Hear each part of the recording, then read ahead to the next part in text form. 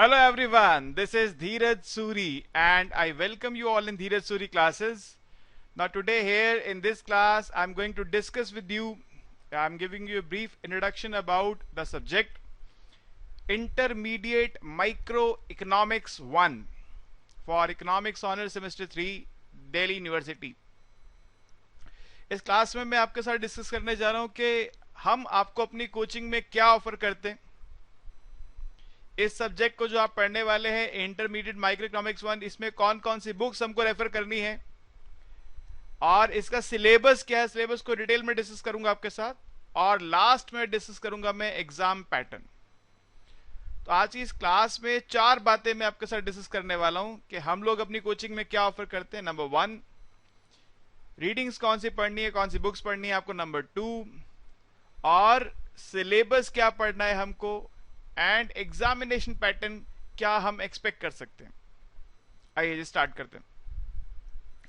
सबसे पहले ऑब्वियसली मैं आपको बताने जा रहा हूं कि हम अपनी कोचिंग में आपको क्या ऑफर करते हैं, क्या क्या वो चीजें जो हम आपको देने वाले हैं। देखिए, हम लोग अपनी कोचिंग में आपको प्रोवाइड करते हैं full course recorded video classes. जो अभी सिलेबस में आपको बताऊंगा, हमने सिलेबस के हर एक पार्ट को डिटेल में डिस्कस करते हुए वीडियो लेक्चर्स बनाए और बेसिकली ये एक फीडबैक प्रोसेस है। जब हम लेक्चर बनाते हैं, बच्चों का फीडबैक आता है, उसके अकॉर्डिंग हम चीजों को और मॉडिफाई करते हैं। इस सेशन में 22 का सेशन जो स्टार्ट हो रहा है, हमने कुछ चेंजेस किए हैं। हमने अपने लेक्चर्स को 3 पार्ट्स में डिवाइड किया है। क्यों डिवाइड किया है?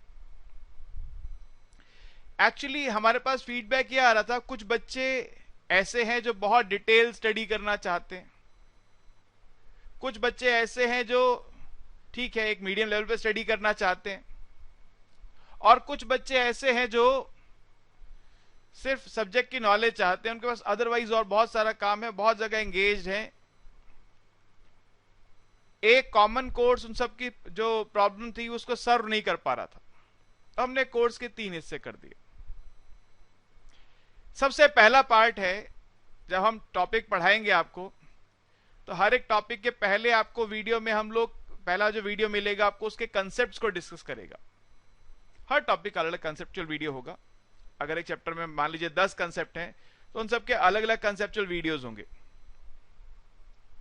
सेकंड पार्ट में जो इन कंसेप्ट्स के ऊपर बेस्ड डीयू ने जो पिछले 15-20 साल में क्वेश्चंस पूछे हैं, उन क्वेश्चंस के सॉल्यूशन हम आपके सामने प्रेजेंट करते हैं। और थर्ड पार्ट में आपकी जो रीडिंग्स हैं, रीडिंग्स के बैक क्वेश्चंस के सॉल्यूशन हम आपके सामने प्रेजेंट करते हैं। अब देखिए, मैं आपको शायद बताना भूल गया कि अब क्योंकि मैं 96 यहां पे पढ़ा रहा हूं, तो हमारे पास एक बहुत अच्छी कलेक्शन है प्रीवियस ईयर क्वेश्चंस की। अब जो बच्चे सिर्फ कंसेप्चुअल नॉलेज चाहते हैं, ये पेपर बेटे देखो, पेपर जो आता है आपका माइक्रो इकोनॉमिक्स का, ये ऑलमोस्ट एक न्यूमेरिकल पेपर है। 80 to 90% पेपर न्यूमेरिकल पोर्शंस को डील करता है। आपको न्यूमेरिकल इक्वेशंस को सॉल्व करना होता है। 10 to 20% थ्योरेटिकल एस्पेक्ट्स भी आते हैं। ये आप इसको एवरेज 80% मान सकते हैं, कभी 70-30 भी आया हुआ है, ठीक है। कभी कभी न्यूमेरिकल कंटेंट 80 से भी ज्यादा परसेंट पे आ जाता है। तो जो बच्चे सिर्फ एक कंसेप्चुअल क्लैरिटी चाहते हैं, प्रैक्टिस वो नहीं चाहते हमारे साथ करना, वो कंसेप्ट के वीडियोस करेंगे। क्लियरली मेंशन मिलेगा आपको कि कंसेप्चुअल वीडियोस हैं, कंसेप्ट के वीडियोस करेंगे और उनका कोर्स जल्दी खत्म हो जाएगा। जो बच्चे कंसेप्ट पढ़ना चाहते हैं, साथ में कुछ प्रैक्टिस करना चाहते हैं, वो कंसेप्ट के वीडियोस देखेंगे और साथ ही साथ जो पास्ट ईयर पेपर्स डीयू ने पूछे हैं, उनके जो क्वेश्चंस हमने टॉपिक वाइज अरेंज किए हैं, उनके सॉल्यूशन वीडियोस भी देखेंगे। ऐसा करने पर नॉर्मली आपका एक जो कोर्स कंटेंट है वो ऑलमोस्ट पूरा हो जाता है। जो थर्ड पार्ट है, जहां पे रीडिंग से बैक क्वेश्चंस हैं, उनके सॉल्यूशन हमने प्रेजेंट किए हैं। अब अगर आपने पास्ट ईयर के क्वेश्चंस कर लिए हैं सारे के सारे, अब इतने ईयर्स के क्वेश्चंस कलेक्टेड होते हैं, उनके सॉल्यूशंस कलेक्टेड होते हैं, तो रीडिंग से क्वेश्चन कहीं ना कहीं पास्ट ईयर्स में आ रखे होते हैं। तो रीडिंग से क्वेश्चंस आप जब देखेंगे आप समझ जाएंगे कि हाँ ये तो मुझे ऑलरेडी आते हैं, फिर भी जो देखना चाहेगा उनको उनके सॉल्यूशन वीडियोस मिलेंगे। तो 3 लेवल्स पे हमने आपको लेक्चर्स प्रोवाइड करने। लेवल 1 कंसेप्चुअल वीडियोस, लेवल 2 जो पास्ट ईयर क्वेश्चन से उनके सॉल्यूशन वीडियोस, लेवल 3 जो रीडिंग्स के बैक क्वेश्चन से उनके सॉल्यूशन वीडियोस। एक स्टूडेंट अपनी नीड के अकॉर्डिंग डिसाइड कर सकता है वो किस लेवल पे जाना चाहता है। आपको हमारे पोर्टल पे क्लियरली मेंशन मिलेगा कि एक कंसेप्चुअल वीडियो है, यहाँ पे पास्ट ईयर क्वेश्चन सॉल्व हैं, यहाँ पे रीडिंग्स के बैक क्वेश्चन सॉल्व हैं। सबसे पहले ये फीडबैक इफेक्ट है बेसिकली, जो हमको फीडबैक आया। कुछ बच्चे बहुत डिटेल में स्टडी करना चाहते थे, कुछ उतना डिटेल में नहीं जाना चाहते थे, तो हमने वहां पर क्लासिफाई कर दिया, वीडियोस को इस तरह अरेंज कर दिया कि जहां पर आप 3 लेवल्स पे चीजों को स्टडी कर सकते हैं। राइट, पहली बात क्या मिलेगी आपको? Recorded video classes.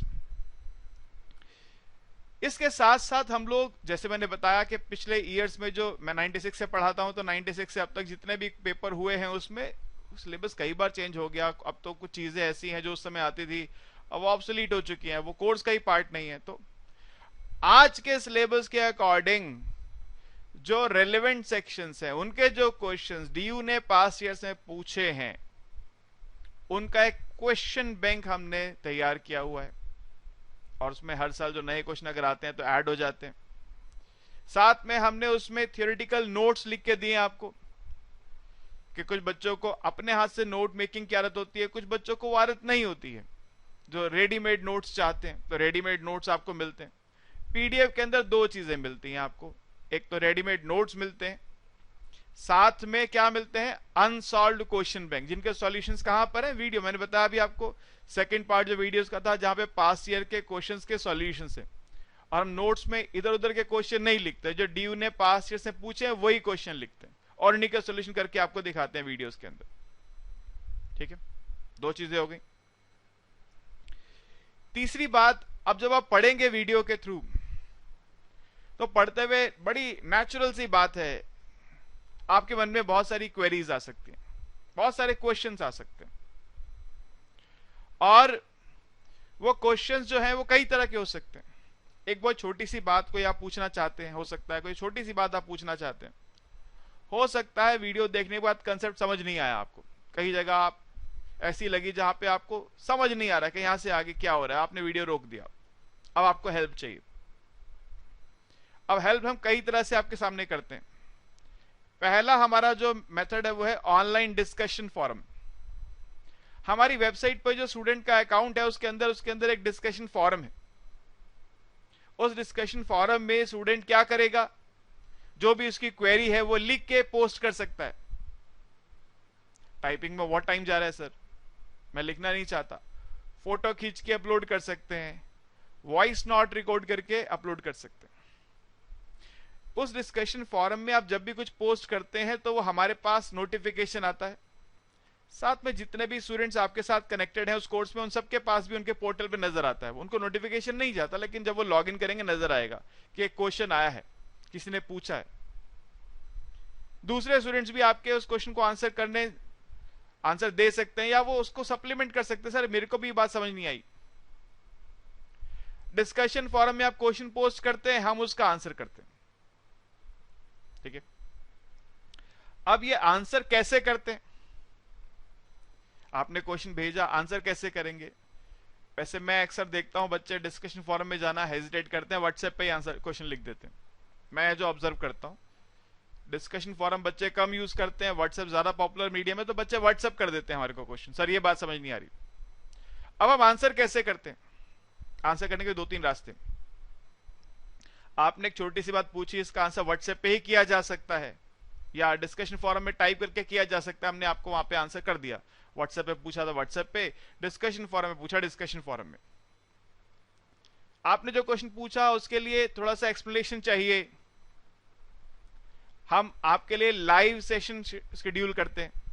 वैसे twice a week live session हम रखते हैं हर सब्जेक्ट के, लेकिन अगर कोई ऐसी बात नजर आती है कि जो अर्जेंट है, बच्चे ने पूछा है, उसको अर्जेंटली आंसर करना है क्योंकि इसके बिना वो आगे नहीं बढ़ सकता है, तो लाइव सेशंस जब आपने क्वेश्चन पूछा हम सेम डे या एटमोस्ट नेक्स्ट डे तक कर देते हैं कंडक्ट।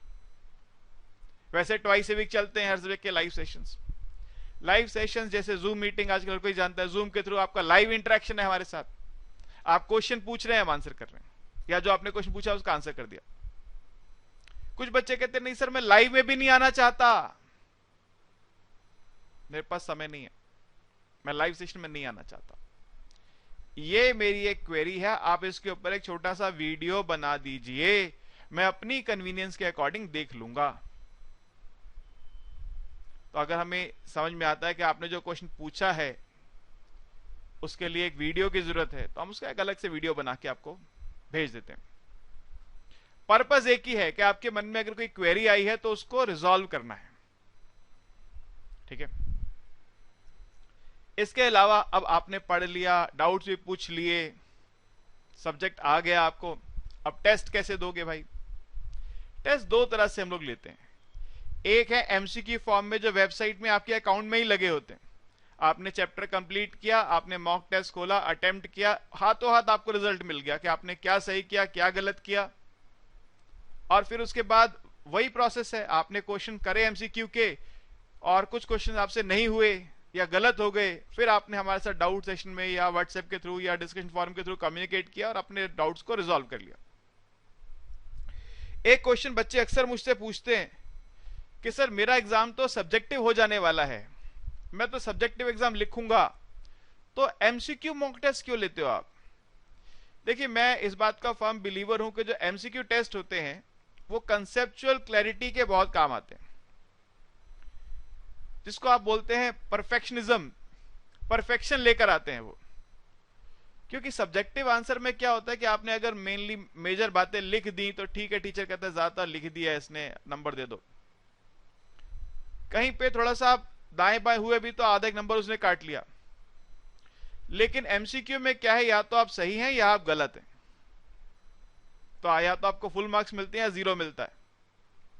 आपको मालूम चल जाता है कि आप कहां गलती कर रहे हो, क्या गलत कर रहे हो।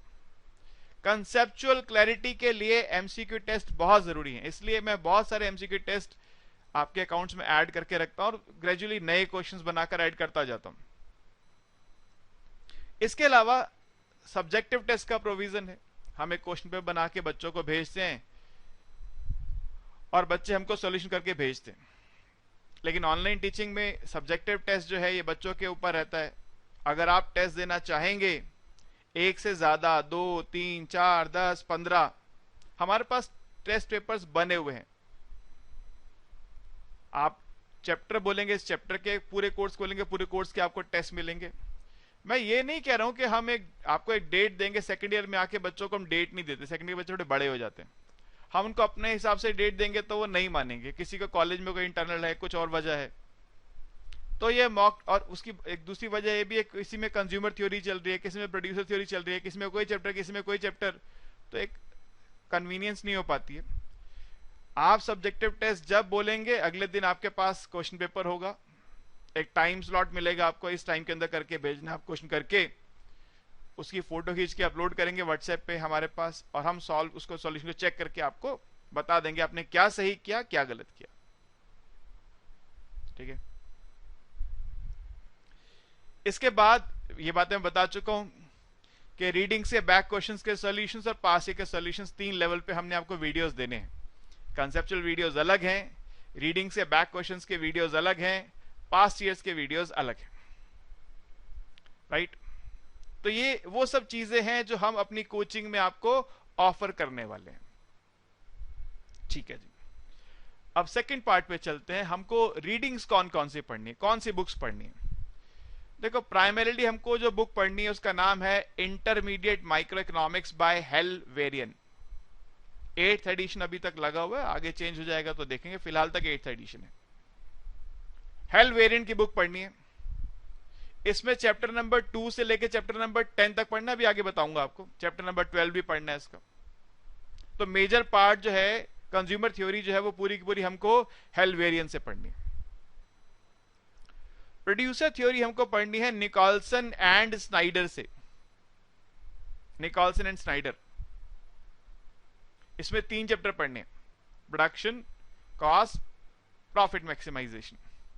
और एक चैप्टर कंज्यूमर थ्योरी का ही है, वो है रिस्क एंड अनसर्टेनिटी। उसमें रिस्क का जो पार्ट है वो पढ़ना है किससे, विंस्टन एंड बर्नहीम की बुक है उसमें से, एक ही चैप्टर पढ़ना है वहां से सिर्फ।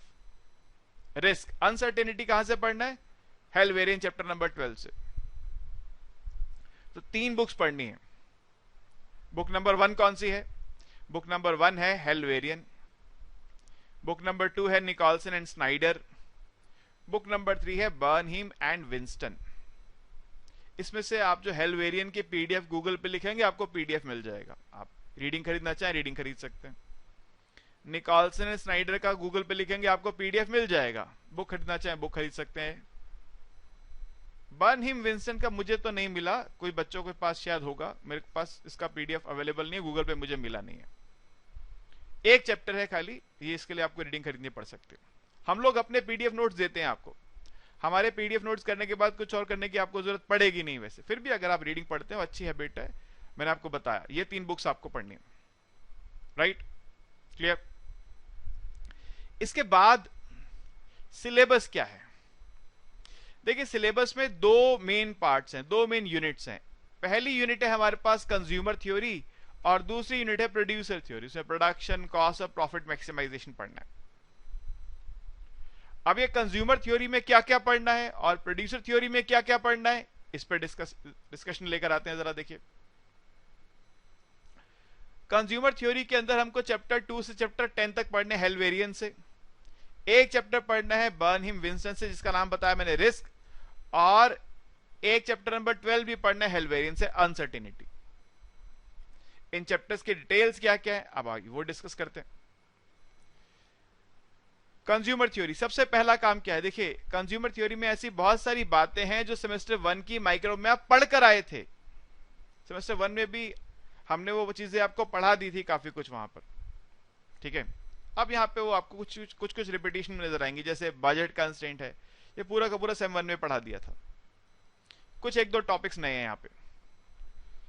उसके बाद प्रेफरेंसेस, यहाँ पे आप पढ़ेंगे कंज्यूमर प्रेफरेंसेस क्या होती हैं, इंडिफरेंस कर्व क्या होती है, इंडिफरेंस कर्व कैसे बनती है, कितने टाइप्स की होती हैं, इसका भी बहुत बड़ा पोर्शन सेमेस्टर 1 में पढ़ा था, कुछ नया भी है यहां पर। इसके बाद यूटिलिटी फंक्शंस, ये बहुत इंपॉर्टेंट चैप्टर है सर। ये इंपॉर्टेंट इसलिए है कि यहां से आगे लगभग हर चैप्टर में इसका काम आएगा, और ना सिर्फ यहां पर, जब सेमेस्टर 4 में चले जाएंगे और वहां पर माइक्रो पढ़ेंगे तो माइक्रो के अंदर यूटिलिटी फंक्शंस वहां भी काम आएगा। और बच्चे हमको ये बात बोलते हैं, सर मेरे को सेमेस्टर 3 का यूटिलिटी फंक्शन याद नहीं है, खास करके वो बच्चे जो सीधा सेमेस्टर 4 में हमें ज्वाइन करते हैं, सेम 3 कहीं और पढ़े होते हैं, सेम 4 में हमें ज्वाइन करते हैं, सीधी बात बोलते हैं सर यूटिलिटी फंक्शन नहीं आता है, इसलिए हमको यहाँ पे जो एक्सचेंज या जनरल इक्विलिब्रियम में कोई टॉपिक है वो समझ ही नहीं आ रहे हैं। तो यूटिलिटी फंक्शंस का जो टॉपिक है मैंने एज ए डेमो वीडियो इसीलिए क्योंकि 2 वजह है, एक तो डेमो का बच्चों को देना होता है, डेमो क्लास, इसको यूट्यूब पे डाल रखा है, और दूसरी वजह यह है कि सेमेस्टर 4 में जब बच्चा आता है तो सबसे पहले जब पहला ही चैप्टर एक्सचेंज पढ़ने बैठता है अटक जाता है, सर मेरे को तो समझ ही नहीं आ रहा यहाँ पे क्या चल रहा है। क्यों समझ नहीं आ रहा भाई, सर इसलिए समझ नहीं आ रहा कि मेरे को सेमेस्टर 3 का यूटिलिटी फंक्शन याद ही नहीं है, और जो हमारे पास पढ़े होते हैं उनके पास प्रॉपर नोट्स होते हैं, अगर मान लो भूल भी गए तो नोट्स उनके पास होते हैं, नोट्स खोलते हैं पढ़ लेते हैं। फिर भी मैंने इसको यूट्यूब पे इसलिए डाल दिया, इस चैप्टर के वीडियोस को यूट्यूब पे डाल दिया, वजह वही थी प्राइमरीली के सेमेस्टर 4 में जाकर दिक्कत आती थी, बच्चे बोलते सर ये चैप्टर आता नहीं है हमारे को। आपको इसलिए अभी बता रहा हूं ये कहानी क्योंकि आपको ये बात ध्यान रखनी है कि यूटिलिटी फंक्शंस का जो चैप्टर है वो इस पूरे सेमेस्टर में बार बार आपके सामने आएगा और अगले सेमेस्टर में भी आएगा।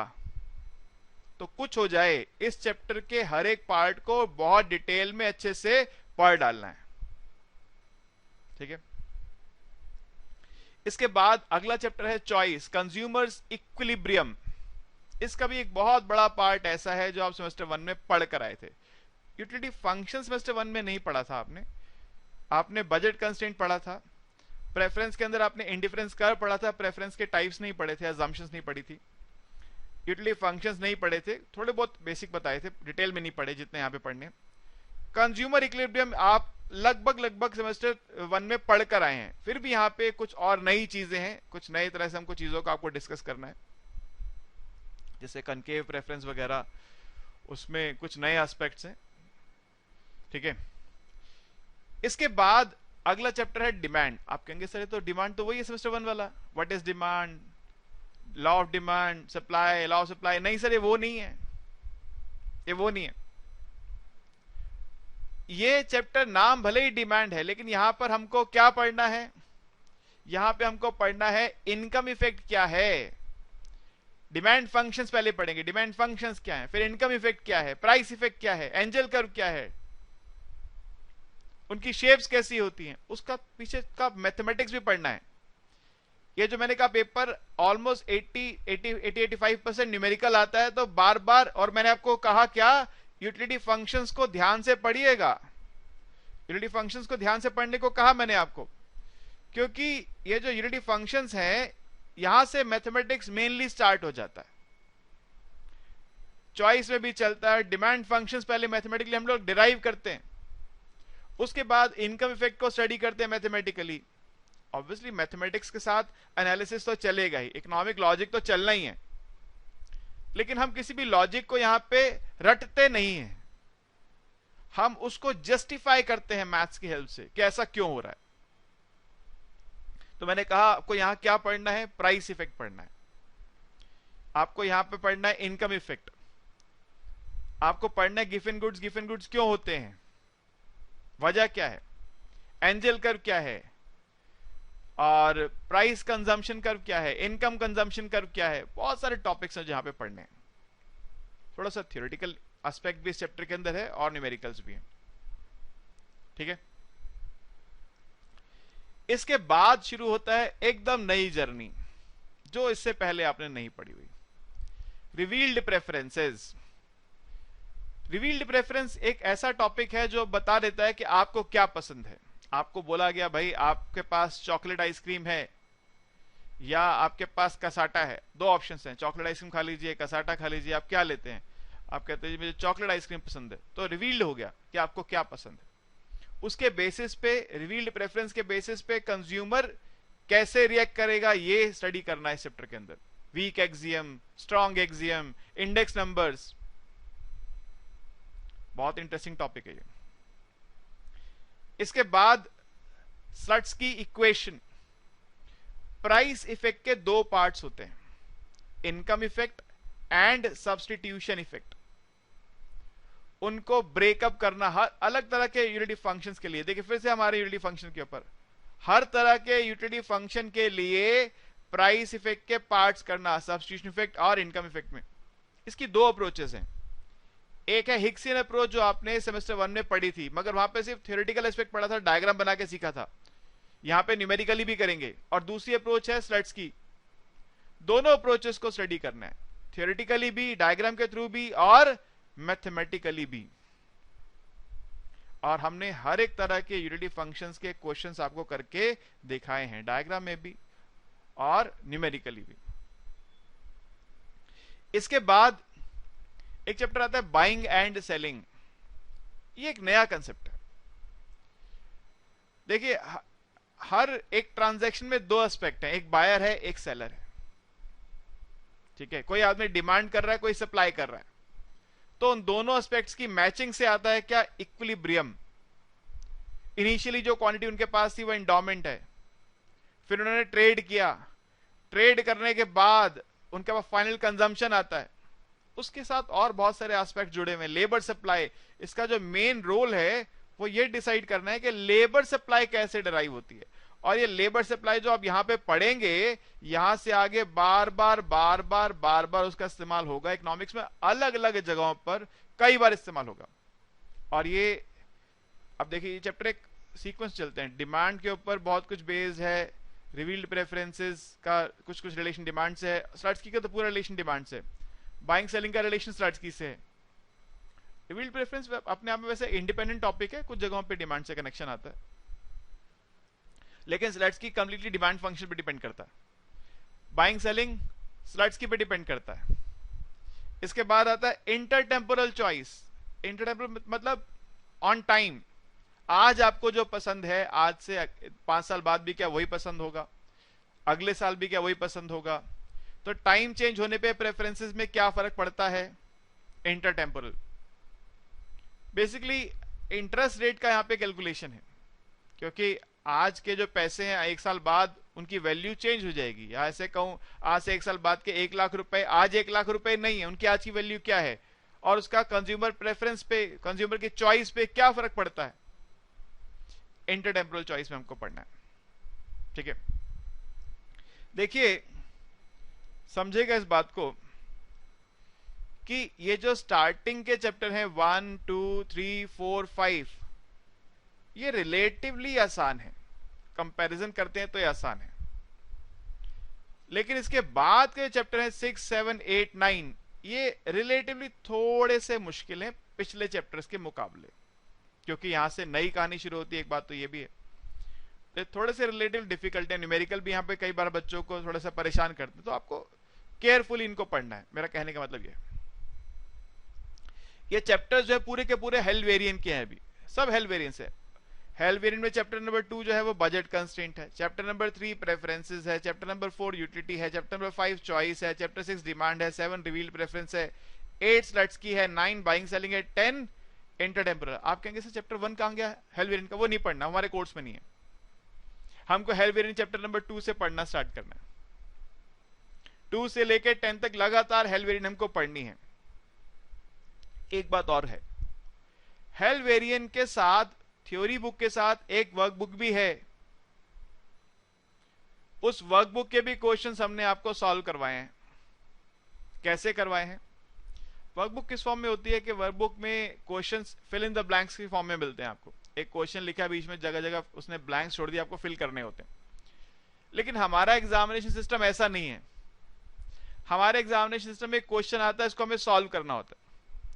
तो हमने उस वर्कबुक के क्वेश्चंस को जैसे एग्जाम में पेपर में हमको पूछता है वैसे हमने उसको अडेप्ट करके अपने टेक्स्ट के अंदर, पीडीएफ के अंदर लिखा है।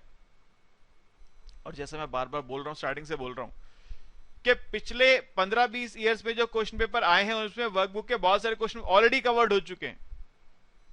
ठीक है, आप जब हमारे लेक्चर्स करने के बाद, पीडीएफ के क्वेश्चन करने के बाद वर्कबुक उठाएंगे तो नजर आएगा, अरे ये तो रॉबर्ट और एल्बर्ट का क्वेश्चन है, सर ने तो उसको राम श्याम बना के करवाया था।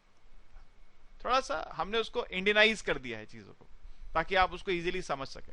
और एग्जामिनेशन में जिस तरह के क्वेश्चन वो पूछता है उस तरह के क्वेश्चन हमने आपको करा दिए। राइट, अभी कंज्यूमर थ्योरी खत्म नहीं हुई। ये वो सेक्शन है जो हमको हेल्वेरियन से पढ़ना था। हेल्वेरियन से एक चैप्टर और पढ़ना बताऊंगा। अभी एक चैप्टर जो हमको पढ़ना है वो हमको पढ़ना है रिस्क। ये पढ़ना है कहां से? बर्नहीम एंड विंस्टन से। रिस्क, ये चैप्टर जो है थोड़ा सा टेक्निकल है, थोड़ा सा डिफिकल्ट है। लेकिन आमतौर पे मैंने क्या देखा है इस चैप्टर में, और रिवील्ड जो इससे पहले पढ़ा, सॉरी इंटरटेम्पोरल में, जो अभी लास्ट में हमने चैप्टर 10 देखा था, चैप्टर 9 देखा था इंटरटेम्पोरल में, और इसमें अक्सर आपको चॉइस मिल जाती है। और अगर आप कंपैरिजन करेंगे तो intertemporal is way more easy than risk, इसके मुकाबले बहुत आसान है। ठीक है, तो इसलिए भले ये चैप्टर थोड़ा सा बड़ा है, बड़ा चैप्टर, इसका साइज बड़ा चैप्टर का, बहुत सारे कंसेप्ट्स है इसके अंदर, थोड़ी सी कैलकुलेशन भी इसमें कई जगहों पे ट्रिकी है। इसमें आपको पढ़ना है रिस्क क्या है, अनसर्टेनिटी क्या है, रिस्क को मेजर कैसे करते हैं, इंडिफरेंस कैसे रिप्रेजेंट करते हैं, कंज्यूमर कैसे अपना बिहेवियर करता है रिस्क के केस में, अगर रिस्क अवर्स है तो क्या होगा, रिस्क न्यूट्रल है तो क्या होगा, और रिस्क लवर है, आ बैल मुझे मार, रिस्क लवर तो क्या होगा, कंज्यूमर इंश्योरेंस लेगा कि नहीं लेगा, और अगर इंश्योरेंस लेगा तो कितना लेगा, और उसके बाद रिस्क मैनेजमेंट क्या होता है। काफी बड़ा टॉपिक है, मगर इसके मुकाबले इंटरटेम्पोरल छोटा भी है और अक्सर इसके साथ चॉइस में वो टकरा जाता है। ठीक है, मगर हमने आपको इस चैप्टर के अंदर एक एक बात को डिटेल में डिस्कस किया हुआ है। इसके पास ईयर के क्वेश्चंस अलग से रिकॉर्ड किए हुए हैं और इसके रीडिंग के बैक क्वेश्चंस अलग से रिकॉर्ड करके आपको दिए हैं। तो वो करने के बाद फिर कोई भी एस्पेक्ट ऐसा नहीं जो आपको समझ में नहीं आएगा। इसके अलावा यहां से एक इसका एक पार्ट है अनसर्टेनिटी, वो हमको हेल वेरिएंस से पढ़ना है चैप्टर नंबर 12 में से। वो रिलेटिवली आसान है, उसमें कोई खास बात नहीं है। एक ही पार्ट है रिस्क यहां से पढ़ना है विंस्टन में से, और अनसर्टेनिटी पढ़ना है हमको हेल वेरिएंट से। हेल वेरिएंट का सेक्शन बहुत आसान है, उसमें कोई खास दिक्कत नहीं है। तो ये पूरा सेक्शन जो है कंज्यूमर थ्योरी का है। मैं एग्जाम पैटर्न बताऊंगा आपको कि एग्जामिनेशन में कितने क्वेश्चन कहां कहां से आते हैं, वो लास्ट में बताऊंगा आपको। फिलहाल आपको बता दिया कि कंज्यूमर थ्योरी के अंदर कौन कौन से टॉपिक्स हैं, एक ब्रीफ आपको इंट्रोडक्शन दे दिया, और एक ये भी बता दिया कि कौन से क्वेश्चंस, कौन से चैप्टर्स रिलेटिवली ज्यादा मुश्किल है, जिनको आपको पढ़ते समय ध्यान में रखना है कि सर ने बोला था थोड़े से ज्यादा मुश्किल है, इन पे ज्यादा फोकस के साथ स्टडी करना है। इनको ज्यादा टाइम, आपको टाइम प्लान करना पड़ता है ना, कितना समय आपको देना है। हमने वेबसाइट पे लिखा होता है कि इस चैप्टर के कितने आवर्स के लेक्चर्स हैं, आप प्लान कर सकते हैं अकॉर्डिंगली कितना समय मेरे को इस लेक्चर के लिए चाहिए, इस चैप्टर के लिए चाहिए होगा। मान लीजिए अगर किसी एक चैप्टर के 10 आवर्स के लेक्चर्स हैं, तो आप मान के चलिए आपको लगभग 15 to 18 आवर्स उस चैप्टर के लिए स्पेयर करने पड़ेंगे, क्योंकि 10 घंटे के लेक्चर हैं, फिर आप उनको कई बार रिवाइंड करते हैं, कई बार आप किसी लेक्चर को दोबारा भी देखते हैं। जैसे मैंने कहा कहीं आप किसी जगह पे आप अटक गए, कोई बात समझ नहीं आ रही, डिस्कस करने के बाद दोबारा देखना है इस लेक्चर को, तो 15 to 18 आवर्स आप एलोकेट करके चलेंगे। ओवरऑल जो हमारा कोर्स स्ट्रक्चर है वो हम इसको कोशिश करते हैं 60 आवर्स के आसपास बाइंड करने की, उसके आगे नहीं जाने देते, ठीक है, राइट। तो ये बात हुई कंज्यूमर थ्योरी की। इसके बाद आती है हमारे पास producer theory, production, cost, perfect competition. 3 chapter हमको यहाँ पे पढ़ने हैं, और ये तीनों चैप्टर पढ़ने हमको हमारी जो बुक है निकोलसन एंड स्नाइडर से। निकोलसन एंड स्नाइडर में वो टॉपिक्स भी हैं जो हमने हेल वेरिएंस से पढ़े हैं। निकोलसन एंड स्नाइडर थोड़ी सी ज्यादा मैथमेटिकल है हेल वेरिएंट के मुकाबले। तो वो बच्चे जो कि आगे एमए एंट्रेंस को अप्रोच करना चाहते हैं, हम उनको एडवाइस देते हैं कि आप स्नाइडर से भी कंज्यूमर थ्योरी पढ़ डालिए, और जो क्वेश्चंस उसके हैं वो आप कर डालिए, और ना होने पर डाउट सेशन में आकर डिस्कस कर लीजिए, जिनको आगे एमए एंट्रेंस की तैयारी करनी है, ठीक है। एक उनका एक सॉलिड फाउंडेशन यहाँ पे प्रिपेयर हो जाता है।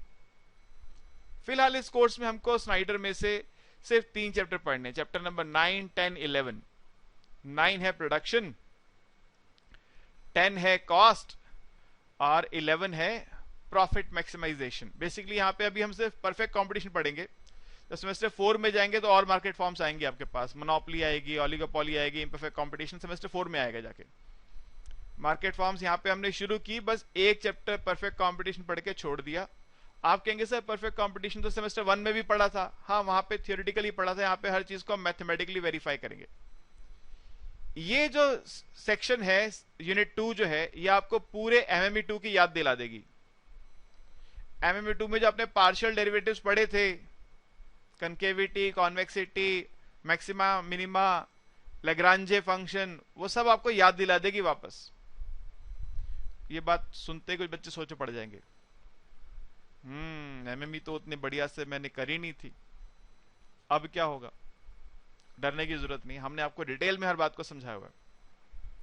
हम ये अजम्पशन लेके नहीं चलते कि आपने एमएमई पढ़ी थी, हम हर बात को स्टार्टिंग से आपको बताते हैं। आपने पढ़ा था तो ठीक है, आप उस पोर्शन को आगे फास्ट फॉरवर्ड कर सकते हैं, और नहीं पढ़ा था पढ़ दोबारा सुनना भी चाहे सुन सकते हैं कि आप तक कोई खास काम की बात बोल दी हो बीच में लेक्चर में। हर बात को हम डिटेल में समझाते हैं, स्क्रैच से समझाते हैं। ये मान के नहीं चलते, बैगेज नहीं लेके चलते कि ये बच्चे पहले से पढ़ कर आए हैं, तुम्हें आता होगा भाई, हम नहीं बता रहे, ऐसा नहीं करते। कोई भी कंसेप्ट हम इस बात पे नहीं छोड़ते आपको पहले से आता होगा, हम समझा देते हैं। ये कंसेप्ट देखिए, यहां आपने पढ़ा था, ये कंसेप्ट था, अब इसको यहां पे ऐसे यूज करना है। Production, production function, total product, marginal product, और उनके सबके रिलेशंस को यहाँ पे डिटेल में स्टडी करना है। आइसोक्वेंट, इलास्टिसिटी ऑफ सब्स्टिट्यूशन, याद दिलाऊं टर्म्स आपको पढ़ी थी आपने एमएमई में, एमआरटीएस, इलास्टिसिटी ऑफ सब्स्टिट्यूशन, वो सब जो कंसेप्ट पढ़े थे यहाँ पे दोबारा आपके सामने आने वाले। कॉस्ट में हम पढ़ेंगे कॉस्ट कितनी तरह की होती है, कॉस्ट फंक्शंस कैसे डिराइव करते हैं। सबसे मुश्किल काम इसमें जो है वो कॉस्ट फंक्शन डिराइव करने का है, और बहुत बड़ा भी है वो एस्पेक्ट, वो टॉपिक बहुत बड़ा है। इसके बाद लास्ट में है प्रॉफिट मैक्सिमाइजेशन। ऑब्वियसली यहां पे तो आपने रेवेन्यू पढ़ लिया, प्रोडक्शन पढ़ लिया, प्रोडक्शन क्यू इनटू प्राइस करेंगे, रेवेन्यू आगे, रेवेन्यू माइनस कॉस्ट करेंगे, प्रॉफिट मैक्सिमाइज होगा। परफेक्टली कॉम्पिटिटिव फर्म का बिहेवियर पढ़ना है, उसकी सप्लाई कर्व कैसी होती है, उसका इक्विलिब्रियम कैसे आता है, और उसके प्रॉफिट फंक्शन को मैथमेटिकली इलेबोरेट करना है। ये थोड़ा सा जो सेक्शन है ये रिलेटिवली ज्यादा मैथमेटिकल है कंज्यूमर थ्योरी से। यहां पे मैथमेटिक्स का ज्यादा रोल है कंज्यूमर थ्योरी के मुकाबले। और वो जो आपने यूटिलिटी फंक्शन पढ़े थे ना, उनमें से बहुत सारी चीजें आपको प्रोडक्शन फंक्शन के साथ सिमेट्री में नजर आएंगी। कॉर्प डगलस वहां भी पढ़ा, यहां भी पढ़ेंगे, सीएस वहां भी पढ़ा, यहां भी पढ़ेंगे, परफेक्ट सब्स्टिट्यूट्स वहां भी पढ़ा, यहां अलग नाम से पढ़ेंगे, परफेक्ट कॉम्प्लीमेंट्स वहां भी पढ़ा, यहां पे अलग नाम से पढ़ेंगे। बहुत कुछ आपको मिलता जुलता नजर आएगा। तो वहां का जो यूनिटी फंक्शन मैंने कहा था अभी भी आगे काम आने वाला है, अगले सेमेस्टर में भी काम आएगा, तो उसको डिटेल में आपको समझना ही है। ठीक है, तो ये तो हो गया पूरा आपका सिलेबस के सिलेबस क्या है। अब जो बात अक्सर बच्चे जानना चाहते हैं और वो ये है कि एग्जामिनेशन पैटर्न क्या है। देखो, आपका जो क्वेश्चन पेपर होगा अब तक का जो पैटर्न रहा है वो बता रहा हूं। अभी इस बार का रीडिंग लिस्ट आएगी, पैटर्न नया आएगा। अब तक वैसे कभी उन्होंने चेंज किया नहीं है, तो उम्मीद यही है चेंज नहीं करेंगे। अगर चेंज होगा तो मैं आपको अपडेट जरूर करूंगा उस बारे में। फिलहाल जो मेरे पास इंफॉर्मेशन के अकॉर्डिंग अब तक जो आता रहा है वो बता रहा हूं। ओपन बुक एग्जाम छोड़कर, ओपन बुक एक अलग कहानी है, वो तो कोविड के समय जो ओपन बुक हुआ उसकी बात नहीं कर रहा। नॉर्मल अगर कोई ओपन बुक को देखेगा तो उसमें तो 6 ही क्वेश्चन आते थे। मैं एक नॉर्मल पेपर की बात कर रहा हूं जहां आपका एग्जामिनेशन हॉल में जाके पेपर लिखना था। वहां पे क्या होता था, पेपर के 2 पार्ट होते थे, पार्ट ए और part B. Part A consumer theory से, पार्ट बी प्रोड्यूसर थ्योरी से। ठीक है जी, पार्ट ए कहां से, कंज्यूमर थ्योरी से, और पार्ट बी कहां से, प्रोड्यूसर थ्योरी से। पार्ट ए आ रहा है 45 मार्क्स का और पार्ट बी आ रहा है 30 मार्क्स का। 75 मार्क्स का टोटल पेपर है आपका। 45 मार्क्स का पार्ट ए, 30 मार्क्स का पार्ट बी, 75 मार्क्स का टोटल पेपर। टोटल 5 क्वेश्चन करने होंगे, 15 इंटू 5 75, 15 नंबर का क्वेश्चन होगा, 5 क्वेश्चन करने होंगे, 75 मार्क्स हो गए। हर क्वेश्चन में 2 या 3 पार्ट्स होंगे। ऐसा कोई क्वेश्चन नहीं होगा जो एक सिंगल होगा। हर क्वेश्चन में किसी में 2 पार्ट होंगे, किसी में 3 पार्ट होंगे, और मेजोरिटी पार्ट जो होंगे वो न्यूमेरिकल होंगे। थ्योरी का छोटा सा सेक्शन किसी में हो सकता है, किसी में हो सकता हो भी ना। अब जो पार्ट ए है इसमें 5 क्वेश्चन आएंगे 15 मार्क्स के। There will be 5 questions of 15 marks, और आपको उन 5 में से कोई 3 करने होंगे। ये एक्सपेक्टेड है, और ये एक्सपेक्टेशन कैसे बनाते हैं हम, जो पिछले ईयर्स में पेपर हुए थे उनके बेसिस पे। मैं फिर से बोल रहा हूं 22 का पेपर पैटर्न अभी अनाउंस नहीं हुआ है डीयू की तरफ से। जब अनाउंस होगा, अगर कोई चेंजेस हुए, जिसके चांसेस बहुत कम है, अगर कोई चेंजेस हुए तो मैं आपको अपडेट कर दूंगा। फिलहाल जो इंफॉर्मेशन उसके अकॉर्डिंग क्या है, पार्ट ए में 5 क्वेश्चंस आते हैं, हर क्वेश्चन 15 मार्क्स का होता है, और स्टूडेंट्स को उनमें से कोई 3 करने होते हैं। यानी आपके पास चॉइस रहेगी, आप 2 क्वेश्चंस को छोड़ सकते हैं, छोड़ना ही है इनफैक्ट। अब आप पूछेंगे सर तो ये बता दो, वो जो आपने चैप्टर बताए बजट कंस्ट्रेंट से लेकर रिस्क एंड अनसर्टेनिटी तक पूरी कंज्यूमर थ्योरी, उनमें से कौन से चैप्टर्स को हम कर लें, कौन से को छोड़ दें?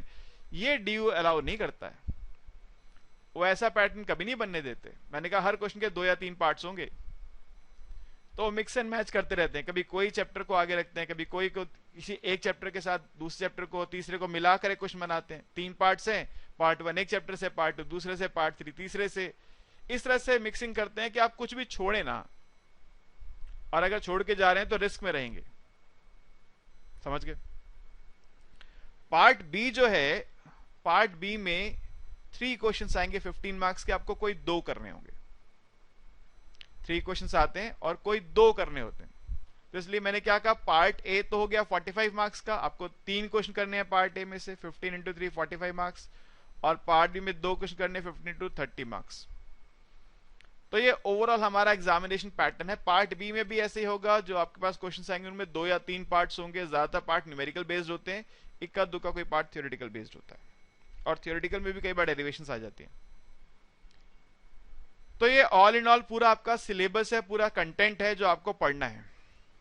बहुत इंटरेस्टिंग सब्जेक्ट है माइक्रो इकोनॉमिक्स का, और बहुत इंपॉर्टेंट सब्जेक्ट है। यहां से आगे बहुत जगह काम आएगा। आप इकोनॉमिक्स पढ़ेंगे, जब तक इकोनॉमिक्स पढ़ेंगे ये सब्जेक्ट आपको बार बार यूज आएगा। आप अंडर ग्रेजुएशन में पढ़ रहे हैं, पीजी करेंगे, वहां फिर सामने आएगा पूरा कंटेंट टेबल आपके सामने।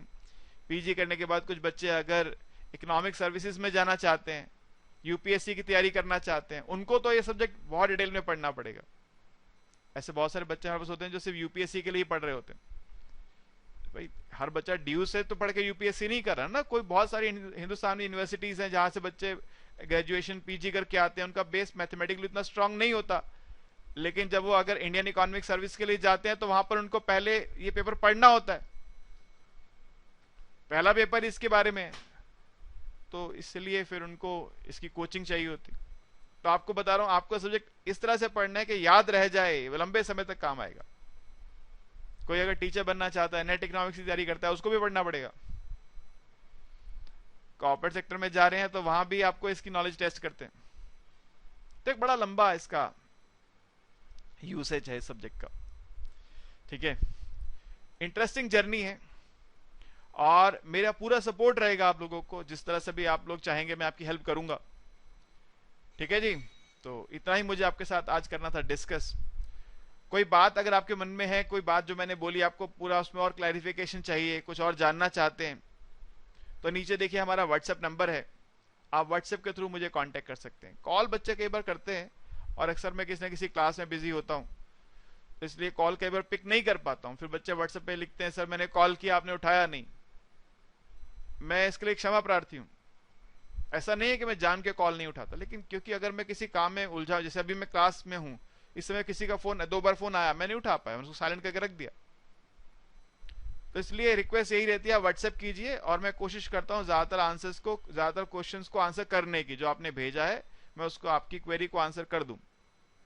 कोई बात आप जानना चाहें व्हाट्सएप कीजिए, आंसर मिल जाएगा, ठीक है। Okay, thank you.